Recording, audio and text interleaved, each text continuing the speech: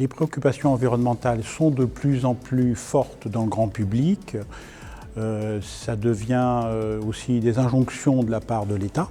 Il y a 30 ans, on avait des questions qui concernaient la sécurité routière, il fallait faire des ronds-points, des parkings.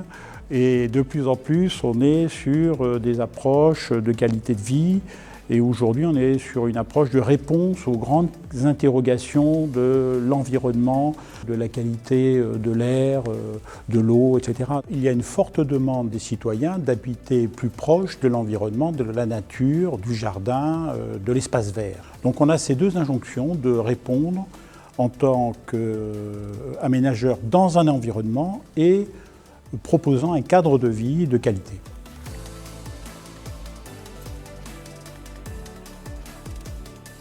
Elle s'adresse aux élus locaux qui sont commanditaires de l'opération, toujours. Nos opérations s'intègrent dans un plan d'urbanisme, le PLU, et puis, ou une OAP, donc on est dans ce cadre-là, réglementaire.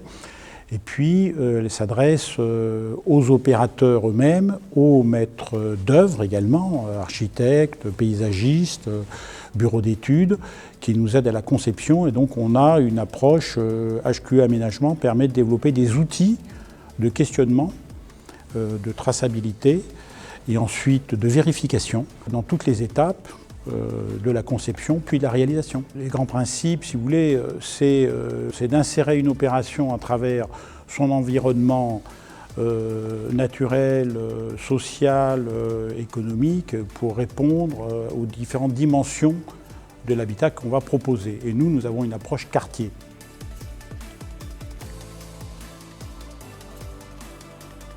La RE 2020 concerne principalement le bâtiment. Mais nous investissons d'autant plus, nous aménageurs, nous investissons d'autant plus cette question et HQE aménagement que la loi climat nous incite à avoir une approche au problème climat en général, à la question des sols.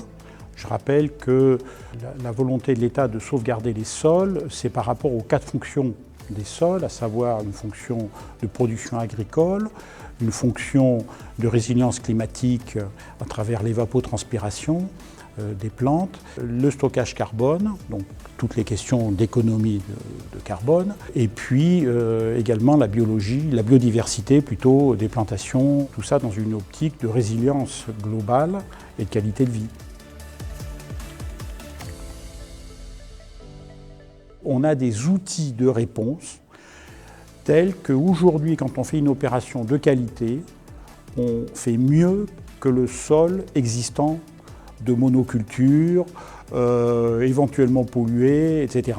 Donc on a vraiment aujourd'hui, à travers nos opérations, une réponse à toutes ces interrogations. Et une opération HQE Aménagement, c'est une opération qui fait mieux que le sol existant initial, à la limite. Voilà une inversion culturelle que nous pouvons apporter à travers cette démarche.